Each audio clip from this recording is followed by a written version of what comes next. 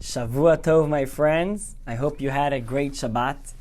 We're going to be learning the chapter of Rambam for today, the laws of idol worship, chapter 8, in where we're going to be learning about what is going to be considered an idol, and therefore we would not be allowed to have any use and pleasure from this thing.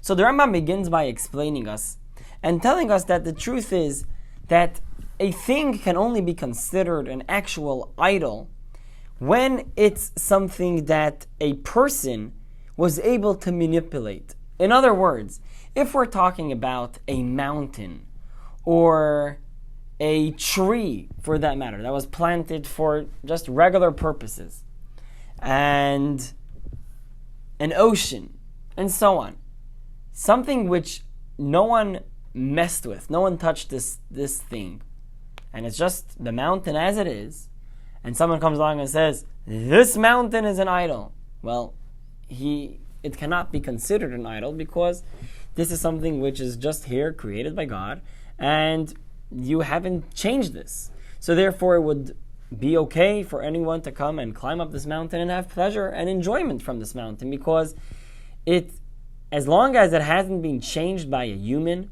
for the purpose of idol worship, it's going to be just considered the way it was before.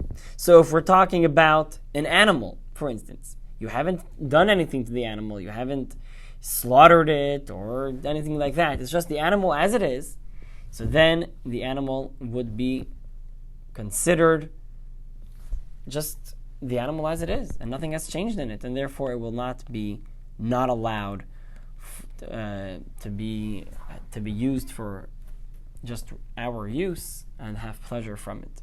But if it was used for something for idol worship, for instance, if, as we said, someone started slaughtering it, or if it was used as a monetary value and exchanged for idol worship and so on, so then it would already not be allowed to be used by a Jew and have pleasure from it, because it is something which is idolatrous. Similarly, also, even if we're talking about a ground or a mountain, if the mountain was chopped and there was a big stone out of the mountain, or if we have a ground and someone came and dug within the ground or built something over the ground, so then, since it was manipulated, so therefore it would not be allowed to be used. If we're talking about water, for instance, like a big wave, the water is just doing its thing, so it's nothing changed to it.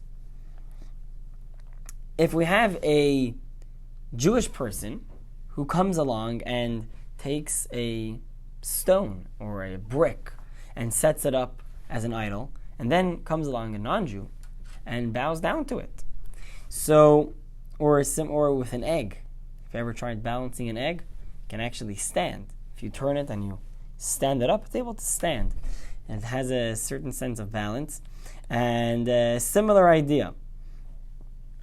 So it's going to be rendered forbidden for use because it's a question over here and we're not sure. So therefore we are more stringent. Similarly, also, if you have a tree which was planted with the intent of being an idol, for instance, that's the Asherah, the idol called Asherah is a tree that is planted for the purpose of being an idol, so that would not be allowed.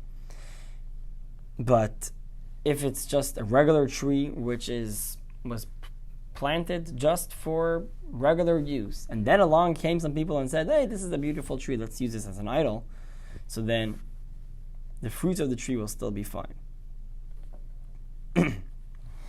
If it's a tree that has an idol under the tree, so as long as the idol is under the tree, we should not have pleasure from the tree, but the moment that the idol is taken away from the tree, so then that would be okay, and we will be allowed to use it. Similarly, if you have a house, so if it's a house that was built for an idol worship, so then obviously we're not allowed to have any pleasure or use of that house. But if it's a house that was built for a regular purpose, and now it's being used for an idol worship, so then the moment that the idol is taken out of the house, then it's fine. Now if the house was refurbished and renovated, So if you take away the renovations that were put into place for the idol worship, so then the original structure would again be okay.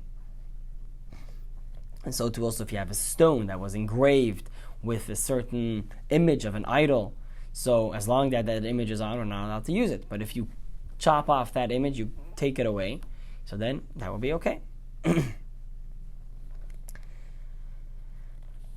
Similar concept is if you have a stone which is being used as a base, and on top of it you have an idol. So as long as the idol is on top of the stone, it would not be allowed to be used. The moment you take away the idol from the stone, again, it will be okay. Now if a person has his house, and the person's house is right near a shrine of idol worship, and the person's house collapses and his stuff falls into the property of the place of idol worship. So the Rambam says that this person should move away. He should really move away his house, because he should not rebuild his house right near the property of the idol worship, but rather he should push it away. When he rebuilds it, he must rebuild it further away from the place of idol worship. And if there is a wall that is partitioned between his property and the property of the idol worship place property, so then his side of the wall is his, and he's allowed to use it. But the other side of the wall, which belongs to the shrine, would not be allowed to have any pleasure from it, from any part of it, whether it's the stones or the earth and cement and so on. So the question is, when we're talking about an idol worship, the Rambam says, if a person nullifies, and if this idol was nullified, so then we're allowed to have pleasure from it. So how do you have to nullify it? What's the basic? So you have to get rid of it. So you grind it down, you scatter it, and you deposit it into the ocean. You get rid of it. Now, again, if we're talking about something natural, a natural reserve, a tree, a mountain, or something like that, but there was an addition that was done to this tree. For instance, they covered the tree in gold. So that addition would not be allowed to have pleasure from it, although the tree itself would be, if it was not planted for the intent of idol worship from the beginning, from the onset. So, as we said, that we have idol worship, an actual idol, is able to be nullified. Now, once it's nullified, you're allowed to have use from it. But there are certain specifics the way it has to be nullified. So, the Rambam says like this: if we have a idol that belonged to a non-Jew, and it was being used as an idol in the hands of that non-Jew, and now a Jew gets possession of it, so then it's too late. It can never be nullified, because it got to the hands of the Jewish possession as an idol. So now no one can actually nullify this. But on the other hand, if you have an idol that belongs to a non-Jew, and then the non-Jew, he nullifies it, and then it comes to the possession of the Jew, so then it will be fine. But it's getting a little bit Talmudic over here. If we're talking about a Jew, and a Jew created or has this idol, and he's serving this idol, God forbid, and now he says, okay, I'll nullify it. I stop believing in idols, I'm going to nullify this idol. That he can't. A Jew is never able to nullify an idol.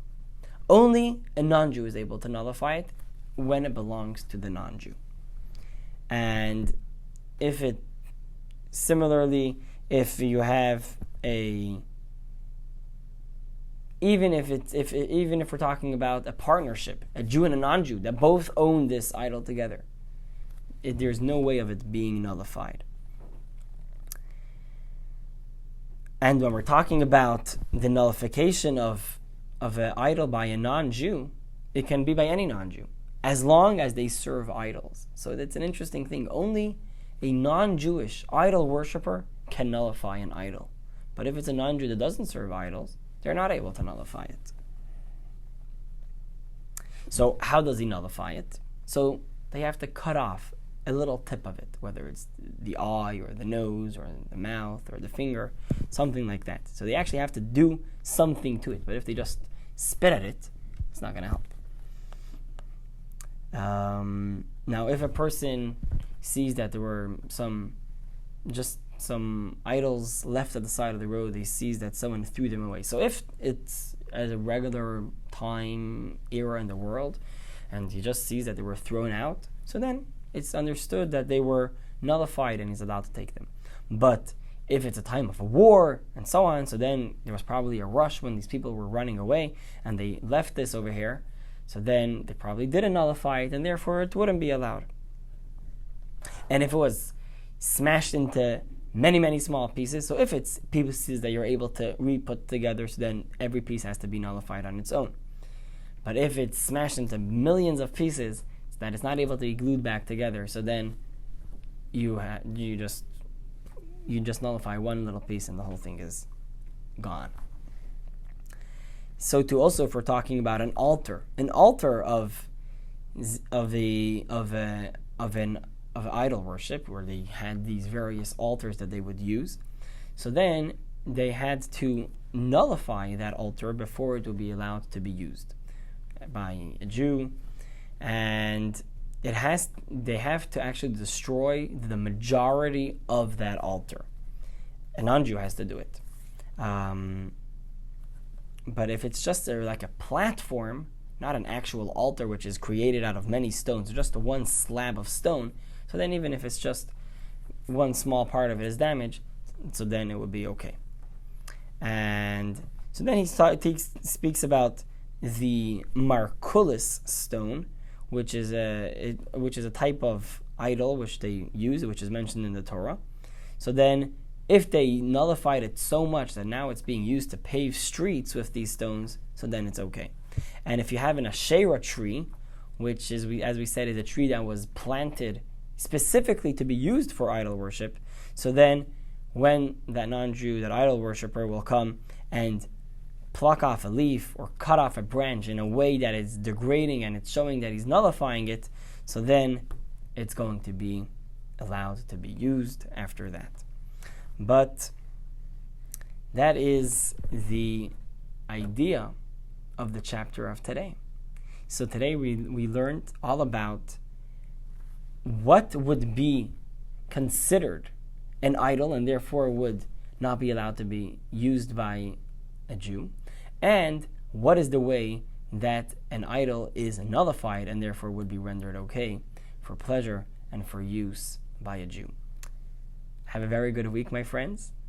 This week we're going to be completing the entire set of laws of idol worship a little bit later on in the week, and we're going to be continuing on with the laws of Rambam. We have an interesting week ahead of us. So all the best for now, and we'll see you tomorrow morning.